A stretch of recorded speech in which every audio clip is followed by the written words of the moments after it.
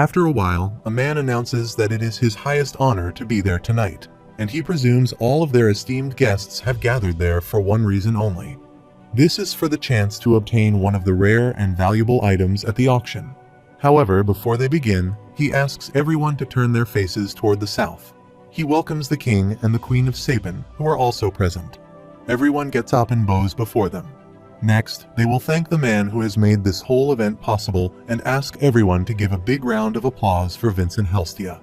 Arthur thinks this reminds him of his past life, but he is no longer a king. Moreover, he hasn't even gone through puberty yet. After that, Ellie and Lily play, and his mother and Miss Helstia talk to the queen. He observes that the queen is a conjurer, and the fact that he couldn't sense her mana means she is carrying an artifact to hide it. She is at a level high enough that he can't sense it. He had never really thought about it before, but it's interesting how he doesn't feel any attraction to the queen or any older woman, even though they are in the same age range as he was when he died. It might be because they are his mother's age, but it's not like he finds younger girls attractive either. It's not like he has any plans on dating anytime soon, and he will think about it when he is older. In the meantime, Vincent comes to him and says a sword is up for auction right now and asks him if he wants it so he can bid. He also asks him not to worry about the price, and this is just the perk of being the owner of this place. The man announces that the short sword was forged by a master smith, who is also a fire artificer. Imbued above the handle is the core of a mighty thunderhawk. He announces that reinforcing this masterful sword with just a bit of mana will produce currents of electricity around the edge of its blade, enhancing its cutting power and even exuding a paralyzing effect. He starts the bidding with 50 gold, and people start calling their amount. A modest house in Xyrus could fetch at least a single gold coin, but an average family back in his hometown of Ashbur could live just fine on a handful of copper coins in a day. The opening bid for this sword could provide a modest living for a family for over 250 years. Vincent comes to him and asks if it is to his liking, and a sword with an elemental ability is hard to come by. Arthur says it sounds like a powerful weapon, but not something he needs, and he would prefer something a little less unique. Vincent smiles and asks why he plays with a spark when he can wield lightning itself. However, this is just the beginning, and even if he doesn't find anything he likes, he manages to find all the other items he wants. He asks him if he found a voice-altering mask, and he proudly says he has found it, and even the coat he got him is made from a nightmare fox. It has the ability to obscure his presence from unsuspecting eyes. It seemed like something he would want, so he snatched it while he could. He asks him to stay safe since he is the one who will have to deal with his family if anything happens to him, while he just smiles at him. However, Vincent was right because the sword was only the beginning. There were more weapons and even several beast cores ranging from C-class all the way to a class. The king himself bid on a few of them, winning in a class beast core. But it wouldn't be until its recipient actually absorbed the core that they would learn whether or not the core contained a beast will. He seems tired, wonders when the intermission is coming, and suddenly realizes that Sylvie is not with him. He asks Lily about her, and she replies that she was just there. He looks for her behind and under the sofa, but she is nowhere. Suddenly, he finds Sebastian trying to pick her up, and he is about to grab her, but she seems sad. He thinks he needs to control himself since he is the royal family's court mage. Sylvie sees him and rushes toward him, and he turns back and asks her to go. Sebastian exclaims that the commoner in the countryside has no place frolicking around with such a special beast, and Arthur asks him what he just said. He replies that Sylvie will belong to him one day, and Arthur stares him back furiously and asks him to repeat what he just said. A moment ago, Vincent was disappointed that Arthur wasn't able to find anything he liked. From what he understands, he just wanted a good quality sword, nothing fancy or innately powerful. If that's the case, he is sure he will be able to find something in their storage. Meanwhile, the king comes to him and says he hopes he is having an enjoyable evening. He replies that he is not sure how he managed to secure a class beast core from a silver coat bear, but he is most pleased with his purchase. He hopes the beast will is still intact, and Vincent is glad this humble event was worth the trouble for him. Suddenly, they feel a murderous aura spreading all around. The king feels heavy, almost palpable bloodlust, but it's not even directed at him. Vincent falls to the ground, grabs his neck, and wonders what is happening to him.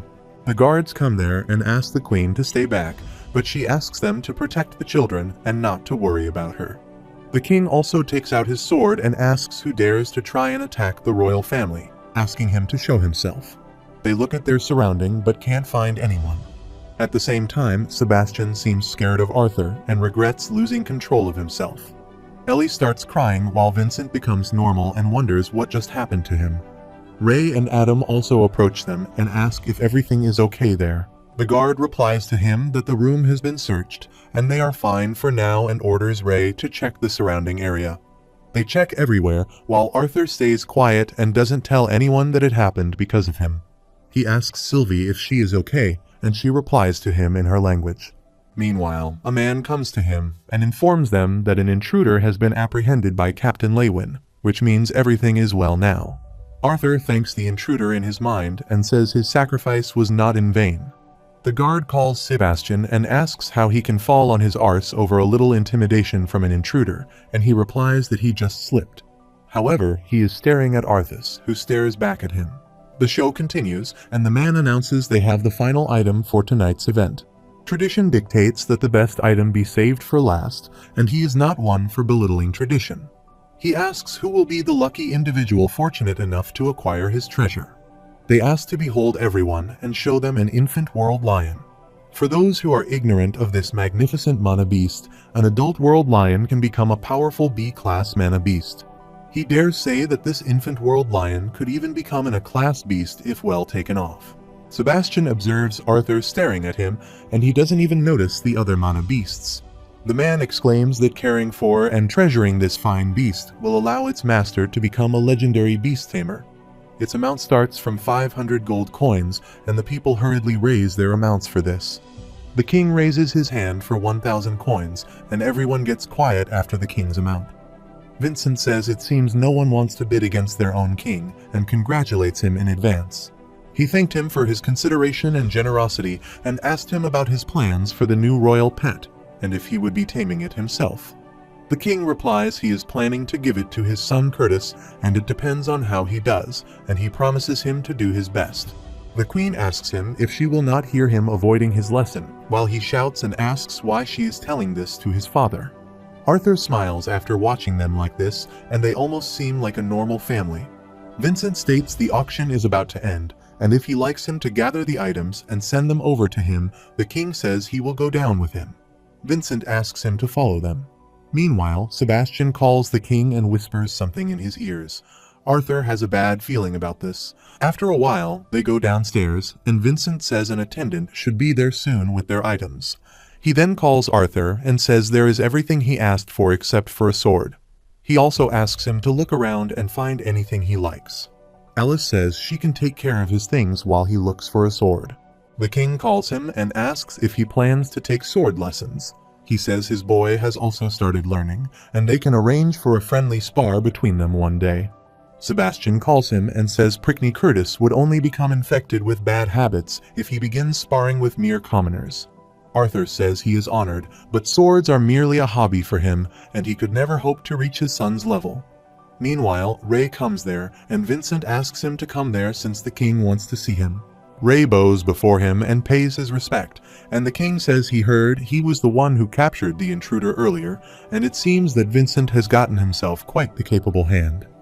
Ray gets up and says he was just merely doing his duty, and the king asks him if this child is his son.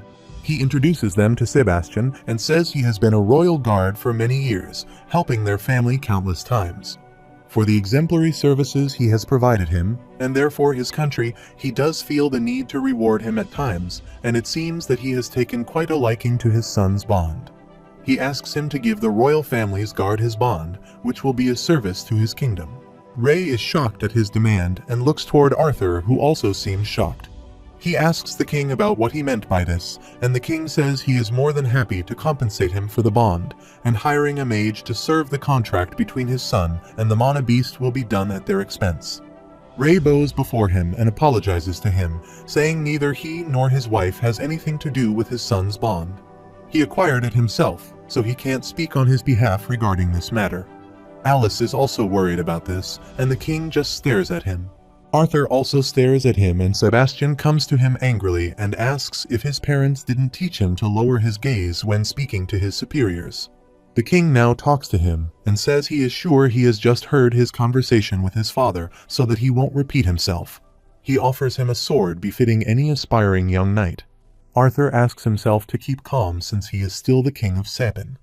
Arthas bowed before him and thanked him for his gracious offer, but he must refuse since even the most magnificent sword could never replace Sylvie. Sebastian again tries to interrupt, but the king asks him to stop and asks him to trade his world lion cub that he has just purchased for his bond.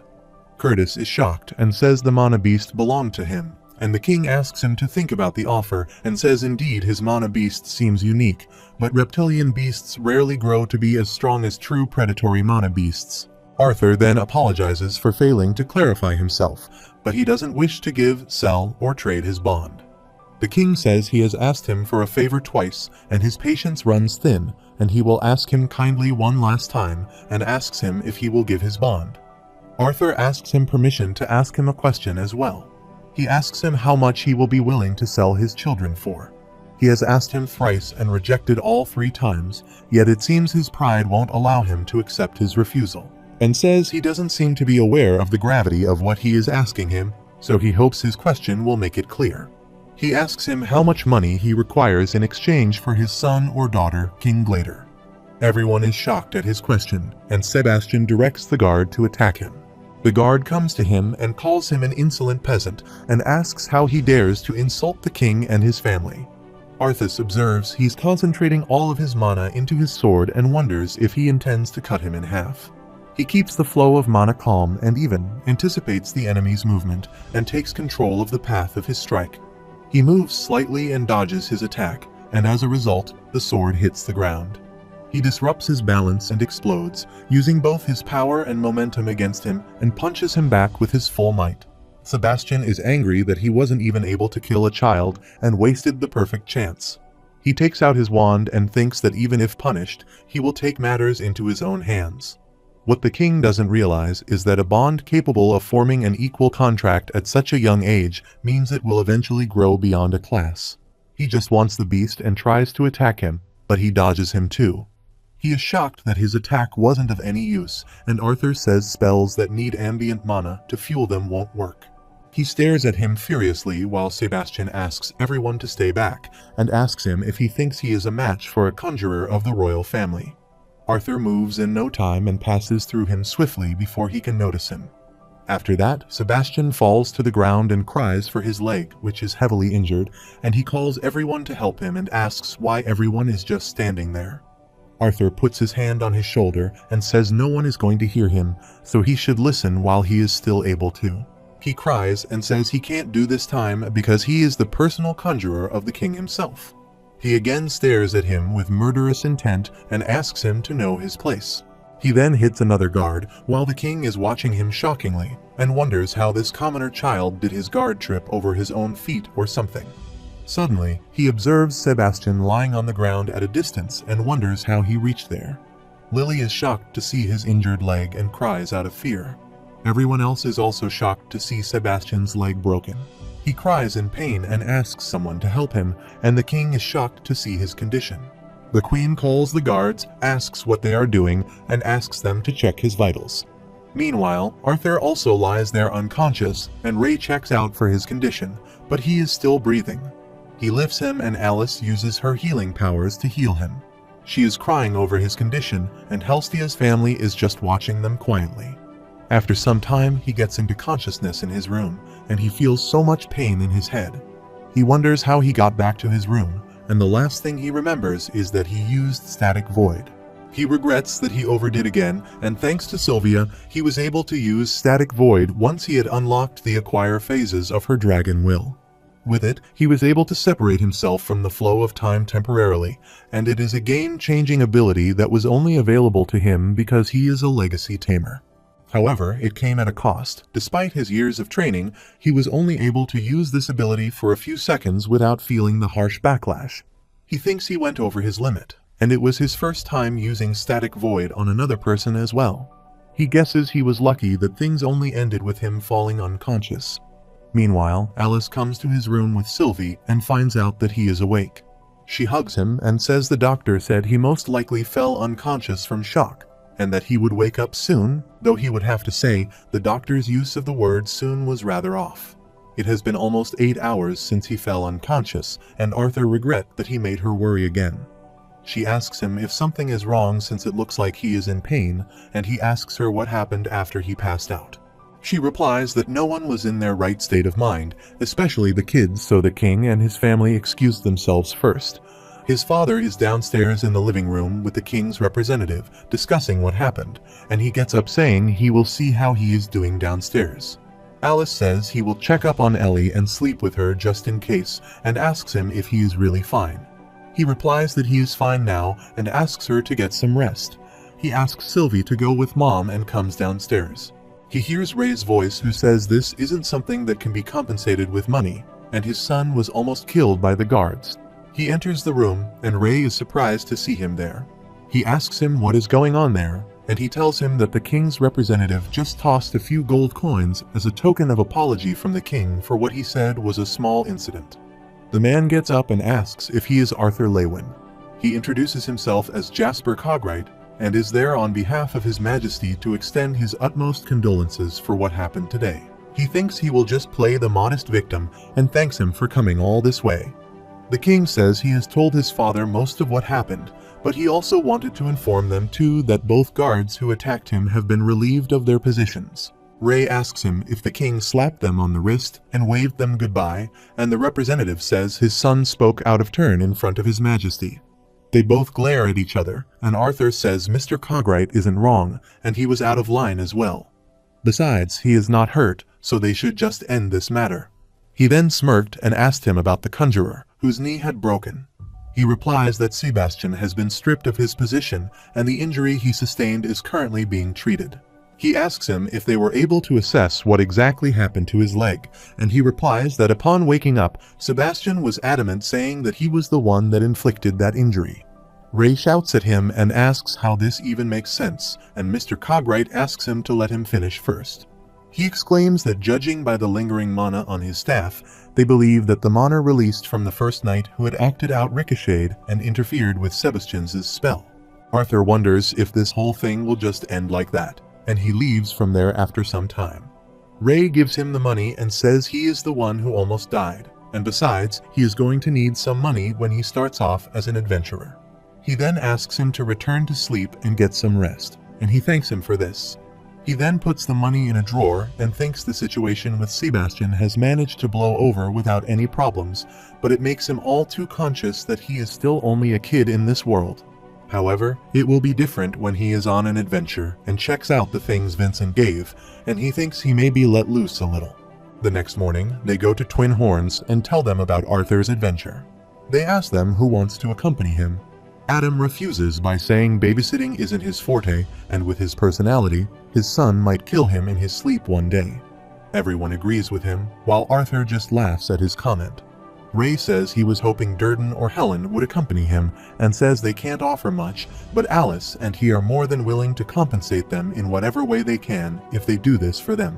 Durden says they are family, and he would love to accompany Arthur and watch his grow. Helen also says they wouldn't do this for the money. Besides, they managed to get quite a bit of treasure from their last dungeon raid.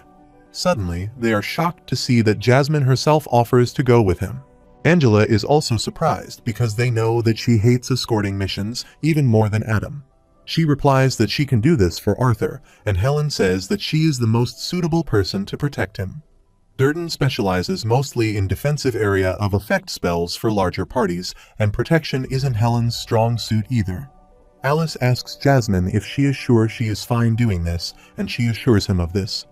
Adam also asks them to let her go, since she is the only augmenter among them with an elemental affinity. She just broke the light orange stage last year, and with her wind attribute, she is probably best suited.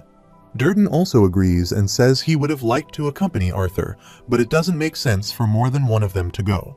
Ray says he may go next time. Arthur smiles and says he will be her care for now, and she just smiles at him. After that, they return home, and Ellie gets angry to see Lily train without her. He thinks Lilia is able to meditate on her own a bit, even without him imbuing mana into her, and Ellie should be able to awaken at age 7 or 8 if she actually has the patience to meditate. Still, maybe it's for the better that she doesn't awaken too early. He doesn't like the idea of all of that attention on her. He then calls Ray and asks if the auction house is real quick, and he wants to pick out a sword since he couldn't the last time they were there.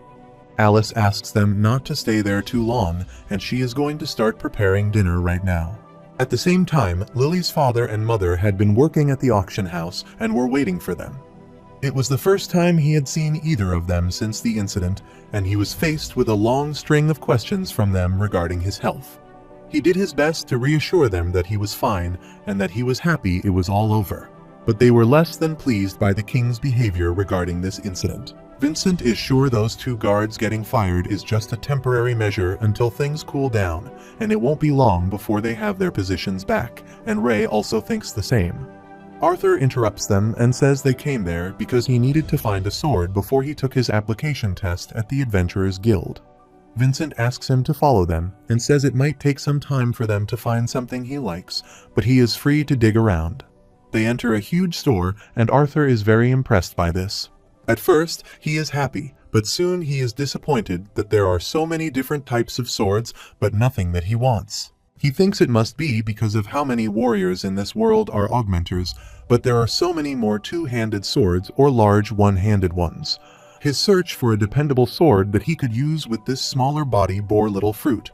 He was tempted to give up and find a more unique weapon in the meantime. After a while, he sees Sylvie looking for something and asks her if she finds anything. She takes out a stick, and Arthur says this is not something he was looking for.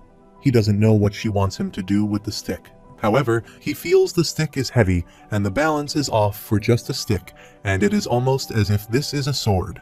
He tries to unsheath it, but it doesn't open, and he wonders if he needs to imbue it with mana in order to use it.